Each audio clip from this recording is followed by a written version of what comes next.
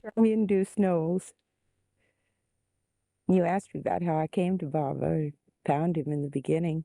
I actually more or less rode in on it on Murshidah's coattails because, of course, being the Murshidah of the Sufi order, she had heard about Mayor Baba from her teacher, Rabia Martin.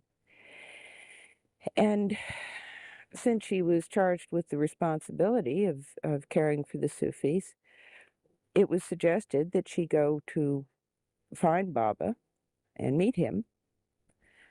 At that time, she believed, of course, that he was probably what we would call the Kutubi Irshad. And in tracking him down, of course, we met Elizabeth Patterson and a number of the other East Coast Baba lovers. I remember the two of us spending some time down in Gramercy Park at the house there at the time that, I can't remember her name, the Countess there was dying at that time. I can remember seeing her. She impressed me so much then because even as she was laying there, she never stopped saying Baba's name. And I can remember her lips moving with his name just hour by hour there in that little room in Gramercy Park. I was just a youngster at the time, about 16, and when we left the little house they had as a center, it had just happened that Murshidah had to go back to Washington, where we were living then, ahead of me. And I followed her down by train. I could remember a very delightful and charming Catholic priest at the time was on the train with me, and his noticing that I was studying Latin. Noticed that there was a very charming Catholic priest sitting next to me, an older man, and he noticed I was studying Latin at the time. So he started to talk to me, and on the way down, I was just bubbling over with everything that I had learned about Baba and how excited I was to him. And I can remember just before we got into Washington, he turned and looked at me rather severely and said, "Young woman, are you trying to convert me?" I was only about 16 at the time, and as I said, I just was so full of what we had known of Baba and come to learn that I'm afraid I was indiscreetly talking all over the place. And it wasn't until about 2 years later that finally we had the opportunity to go over to India and to see Baba. We'd gone out to the Middle East and we're staying in Saudi Arabia at the time. And Murshidah wired to Baba and asked him if we could go to see him. At the time, I remember having rather a nice beau in the camp there, and by then I'd been to a year or two of college and gotten a little supercilious about these things and begun to think, well, after all, God on earth in human form, my friendly local psychiatrist wouldn't think much of that, and more or less talked myself out of really thinking that Baba might be the God or certainly a perfect master. And I think when I went over to India, really, I went more with the attitude of the fact that I had to go along to protect Murshidah from what might be a fraud or the fact that she was going to be terribly disappointed. And I went somewhat protestingly because I felt that I was having a good time in Arabia, and why did I have to go to India? But we took off and went to Bombay. And from there, having been met by Mayor G. Karkaria and his family, who were just dear, we drove on up to Pune and to Ahmednagar. And we stayed there at what was then Pimplegan, which is where Mayra lives now. And I remember our arrival, and we were told at the time, I think the Baba wouldn't see us until the next day. And almost as soon as they told us this, Goher, one of the others, came running in and said Baba would see us that afternoon. So we'd been rather disappointed. We'd come a long way. And we went down to see Baba, and I remember, as I say, going in the door kind of grimly determined, well, I'm not going to be hypnotized by anybody or talked into something that I don't believe in. After all, I'm a big girl. and going in as a spoiled child will and sitting on the bench, and Mercia, of course, burst into tears and went running up to Baba. And I went ahead, sitting there with my feet out in front of me and my arms crossed, kind of glowering, and time went by and Baba didn't pay any attention to me at all.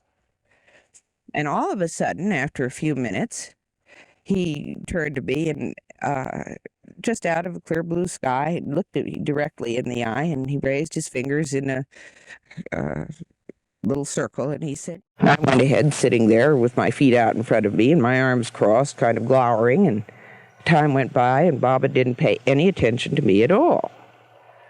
And all of a sudden, after a few minutes, he turned to me and just out of a clear blue sky, looked at me directly in the eye, and he raised his fingers in a little circle, and he said, innocent.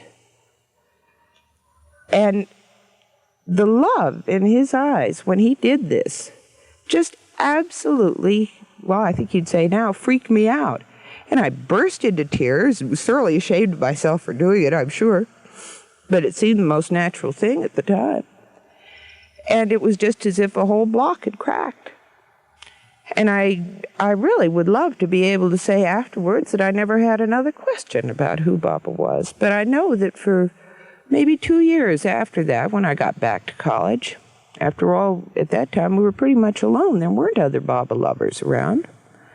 And I remember going through quite a period for maybe 2 years of really saying to myself, well, I mean, this is impossible just on the face of it. This man can't be God. Everything, this is ridiculous. And yet deep down inside myself, being absolutely sure that I was losing the battle of trying to believe what I thought was sane and sensible, because I knew just as sure as could be that he really was God and really was here. And stranger than that, I had met him and been with him. And it was several years after that, let's see, that was 47, 48, before I again had an opportunity to be with Baba. And it was when he came over in 1952. I had been down in the Bahamas and then came back, and a little while later, Baba came in to have a sahabas with us. It was planned at that time that he go out to the West Coast. And of course, as soon as he came, I was with him, and then we went down to Myrtle Beach and spent some time with him there. And I remember his asking my father to map him out a route to get out to the West Coast. And so Dad and I worked over the maps all one evening and planned 2 routes. One, he had asked us to do that, one which was a fast route and one which was a slow route, more scenic tour to go out to Los Angeles. So we got the maps all drawn up, and Baba, and we left. We went back to New York.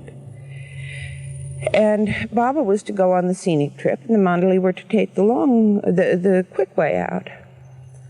And lo and behold, one afternoon, I think it was a Sunday, if I remember correctly, and it was just when there was an airline strike going on, we suddenly got word through a phone call. One afternoon, I think it was a Sunday, if I remember correctly, and it was just when there was an airline strike going on, we suddenly got word through a phone call from Delia that Baba had been in an automobile accident out in Prague, Oklahoma. Can we stop 1 minute?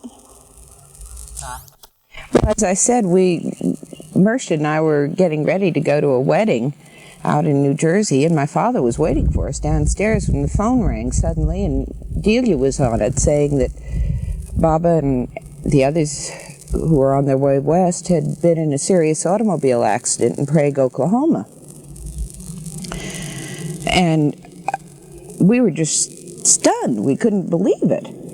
Not only were we startled at the fact that the accident had taken place, but the other thing was, what were they doing in Prague, Oklahoma? Well, it turned out that Baba, in one of his typical moves, had sent the mandale out to Los Angeles with orders to take the scenic route, which we had designed for him, which was the longer one. But they were to get there in something like 8 days, which meant that they practically had to drive day and night. And he, in the meantime, took the straight-through route. And they hence were way down in Oklahoma somewhere, headed towards Los Angeles when this catastrophe occurred. Well, in the first place, there was a what do you call it, airplane strike going on at the time.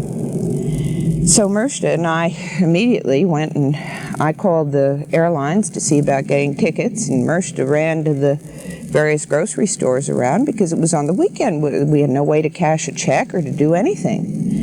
And we went ahead and got the money together, and we got what the airlines assured us were the last 2 seats on a plane out of New York that were to be had.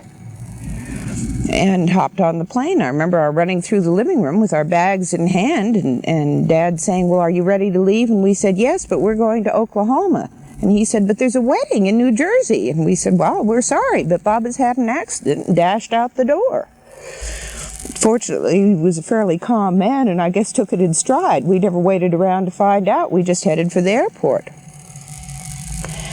And flew the better part of that day and night, and got in there about 5 o'clock the next morning, over to the little hospital. And it really was just fantastic. I mean, Baba, of course, had been just terribly hurt. And Mara, you couldn't even recognize. I saw the x-rays later on of the injury to her head, this terrible concussion that she'd had and skull fracture. And I don't think there was a piece of bone larger than a quarter intact all the way over the front of her head. It went clear from her sinus orbits up to the top of her skull. And of course she'd had this flap of skin torn off on the forehead, which they were fairly sure was going to take plastic surgery later on. And her eyes were all swelled up. Elizabeth was in the bed next to her, and she, of course, had her shoulders broken and her arms. And during the first day or two that we were there, she, of course, complained that she was in pain, and the doctors kind of tut-tutted about it and put a heat lamp on her. And it wasn't until about 2 or 3 days later that they found she'd broken some 7 ribs or so on one side. And they had to get her out of this great big cast that she was in and get those set and recast her. And she, bless her heart, evidently when the accident happened, the doctors kept trying to tend to her because it was obvious that her arms were all loose from these fractures in the shoulders. And she wouldn't let them touch her. She said no, she would have none of it. They were to tend to Baba and Mara first. And the doctors couldn't get over the fact that this woman could lie there for these several hours while they tended to the others, and still in all this pain insist that Baba and Mara were the ones that had to be tended to. And Mershta, of course, tried to assure the doctor that we were all sane and really in our present mind, and tried to explain to him about Baba. But it was really quite a thing. This little town was only about 3 blocks big in each direction, but it had this superb hospital that Dr. Burleson, I think his name was, had started, had put together. It was very modern. But even with that, they had to send up to Oklahoma to get doctors, specialists to come in and operate on them and work. Little Meru had also injured herself. She'd fractured one wrist and sprained the other, and fractured one ankle and sprained the other. So quite literally, none of them were in a position to even feed themselves or ring for a nurse or anything else.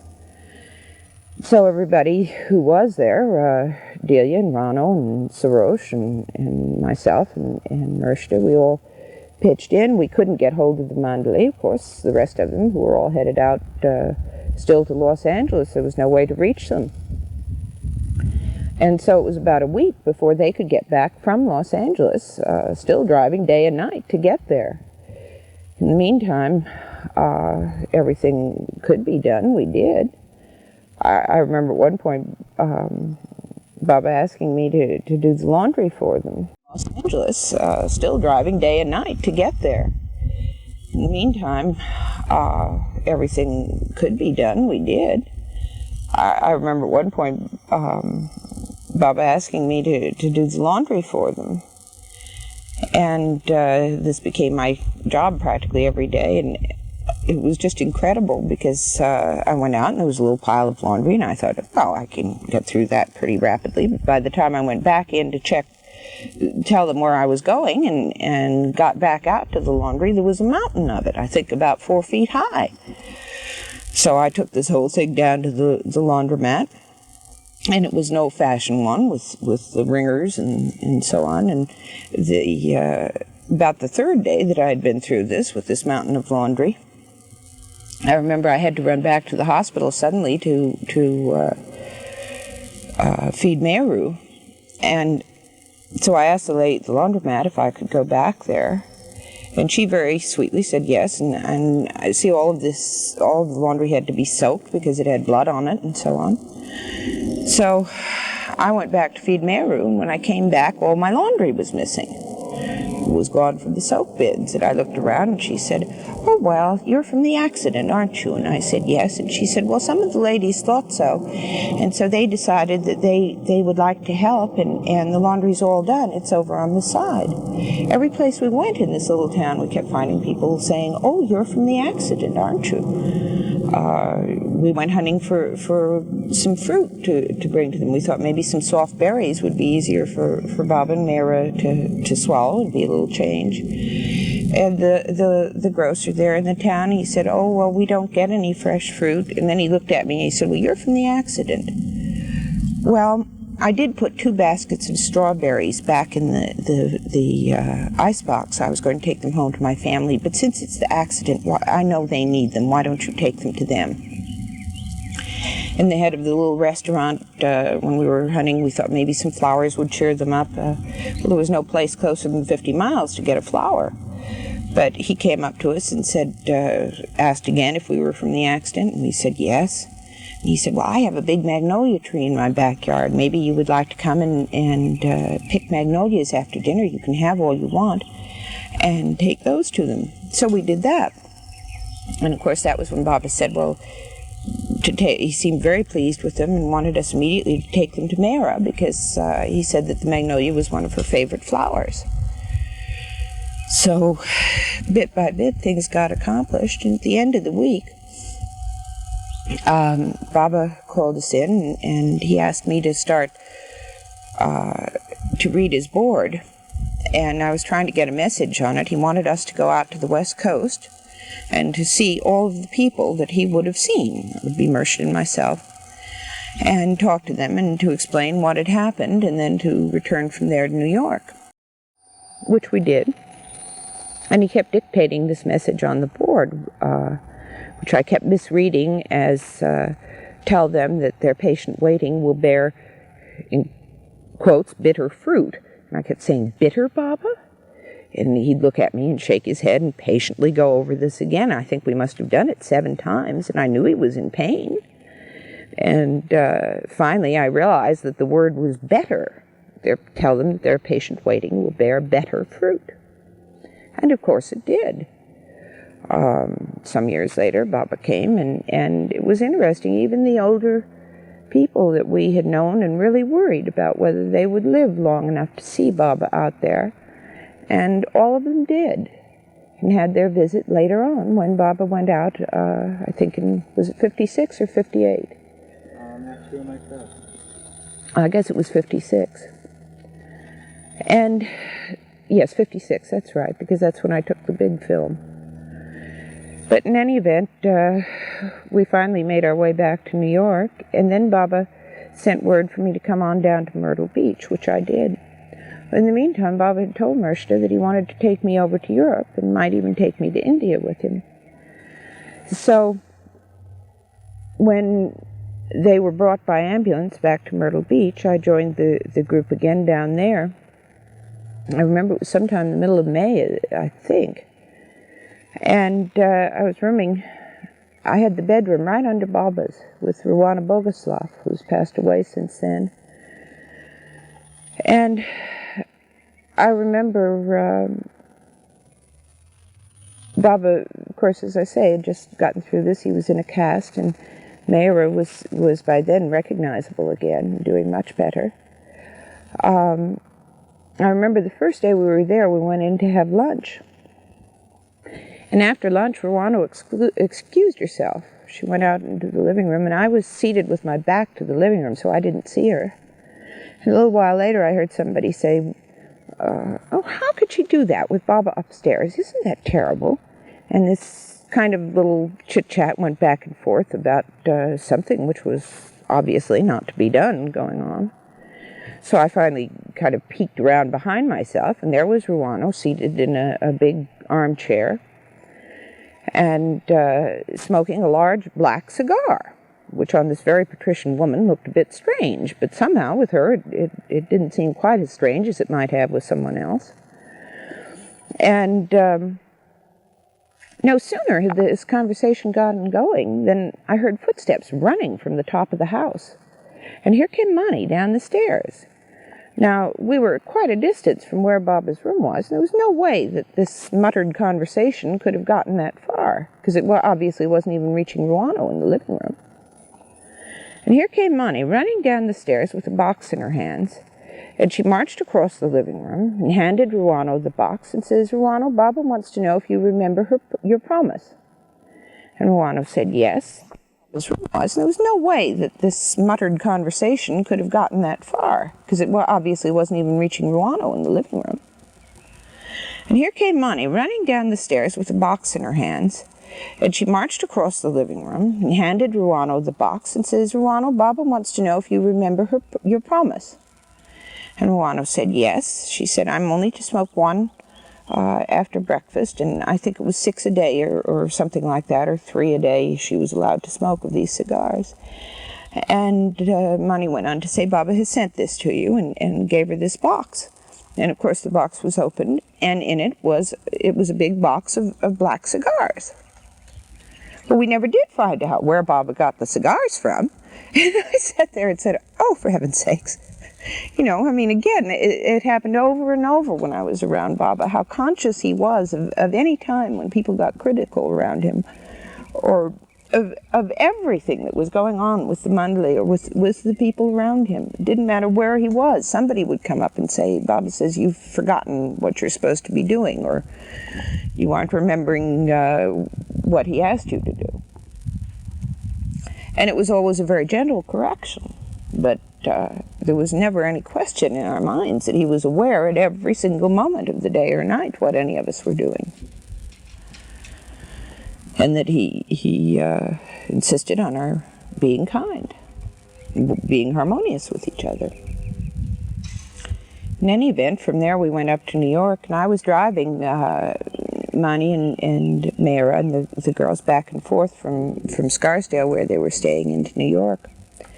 I'd picked up a cold, and I might add it was a cold that stuck with me until I was in Scotland, long after I had left Baba in Switzerland.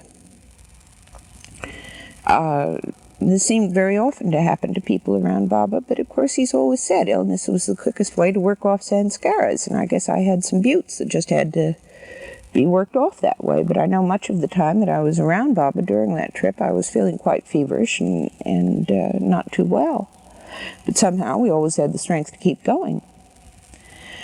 So we left finally from New York, and the doctors in New York, they'd gone to various specialists before we left, and the specialists had said that it would be something like a couple of months before they could remove the cast from Baba's leg, and that Mayra undoubtedly would have to have plastic surgery. We went on over to England, and I know one day we'd gone up to Oxford, taken the girls up there, and Rano, Gailey and I had driven back together. We'd gotten lost, and we were a little late getting back to the hotel, and I came in, and there was Baba on the bed saying, excuse me, fellas. As I say, Rano and I were late getting back. We'd gotten lost, and we came running into Baba's room and ran around to the foot of the bed, and we were standing there, and Baba, we said, oh, Baba, we're so sorry, we're late. told him about. We came running into Baba's room and ran around to the foot of the bed, and we were standing there, and Baba, we said, "Oh, Baba, we're so sorry, we're late." We told him about running around a mulberry bush hunting for the others and so on. Baba just kept looking at us quietly, and he kept saying, "You noticed something different? Something new?" And no, Baba, no. What's new, Baba? Kind of. And Baba kept waiting for us to wake up, and all of a sudden we looked down and we realized that the cast was off his leg. And he'd gone to this British specialist, and here the cast wasn't supposed to be off for 2 months. And the leg looked just as good as if it had never been injured. We could hardly believe it. "Baba, you've lost your cast." Well, he was fine. I mean, it took quite a while before he was walking again, of course, but the leg looked fine, and he had been to this British specialist, and the cast was removed, and he was coming along beautifully. But at the same time, Mayra had gone to the specialist, and again they said no, she was going to have plastic surgery. Well, there were several funny things happened in Great Britain. One of them occurred when one day Baba was talking to us, and the Mandali were due to come the next day. They had flown over separate from us a day or two later. And he said, well, he was going to send Will and Mary Beckett down to the airport to pick them up. And for some reason, I was really bothered about it, and I kept saying to him, "Baba, are you sure you don't want me and Duncan to go?" No, Will and Mary would pick them up. And this went on for the longest time, and every once in a while I'd say, "Baba, are you sure you don't want me to go?" And I kept having just the feeling something was going to go wrong. Well, the next morning, about 8 o'clock, we all gathered up in Baba's room, and they went to get the Mandali. I understood they'd come in during the night. No Mandali. They weren't there. Well, the next thing I knew, Baba had everybody running around all over London hunting for the Mandali. Nobody could find them. And those of us who weren't hunting, every once in a while, Baba would call us in, and he'd say, well, it's all Delia's fault. It's all Charmian's fault. It's all Duncan's fault. It's all Rano's fault. It just depended on who was around at the time. And then he'd go and say, well, it's all Baba's, what was it? Not whim, but something like that. And then he'd say, well, it's God's will.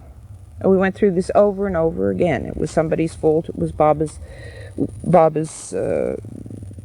thing. It was God's will. And this went on all morning long, and still no sign of the Mandali. And somewhere around mid-morning, all of a sudden, Will and Mary Beckett showed up, saying it was God's will. And this went on all morning long, and still no sign of the Mandali. And somewhere around mid-morning, all of a sudden, Will and Mary Beckett showed up. And immediately you could feel the tension in the room, and we all thought, oh, they'll really get it. You know, after all, they were the ones in charge of going to get the Mandali. And everybody sat very still, and a few minutes later the door opened, and in came Will and Mary. And Baba turned on this most beautiful expression, just glowing and smiling. The next thing we knew, he said, Mary, you sit here on my right side, and Will, you sit here on my left on the bed. And they both went and sat down, and Baba said, and these are my archangels. And I know Will and Mary really held a very special place in Baba's heart. And they went on to explain that somehow or other they had missed the Mandali in the London airport. And I'm sure that Baba had a good deal to do with it, because, I mean, there was only one gate, and to miss these great big tall men coming through it took a real feat of some magnitude. But in any event, sometime towards noon or 1 o'clock, why, I heard a disturbance down the hall, and I went running out, got down to the elevator, and sure enough, there were the Mandali coming out. And Delia's brother had found them wandering around towards her flat. What had happened was they'd gotten in and they'd gone to the hotel where Baba was holding the darshan with the people coming to London, which was a different hotel from the one we were living in. And for some reason, the clerk at that hotel didn't know where we were. So they had gone out looking for us, and they had been all night long, dead tired, of course, from the trip, staggering around London trying to locate us. And in any event, and when they arrived, I ran back and I said, Baba, the Mandali have come, and he said, all right, everybody leave. And so the girls all scooted off to their room, and Delia and Rano and I went out in the hallway around the corner from Baba's room and said hi to the Mandali as they came down, the four of them, great big strong men, and they went into Baba's room. And the door shut behind them. And so Delia and Rano and I were standing there kind of listening around the corner as hard as we could, and there wasn't a sound. What's going on? What is Baba saying to them? And all of a sudden, after the longest time, it seemed like, the door opened and these four men came out, and they looked like the bird that had gotten caught in a badminton game, just their heads low and feeling just so mournful, and tears coming down their cheeks, and their heads bowed, and they all came out in this long line past us. And we looked at them and said, Sarosh, Adi, what happened? And the men looked at us and said, Baba says, it's all our fault. And of course, Rado and Delia and I, having been through this all morning, we laid down on the floor and literally rolled in hysterics, laughing.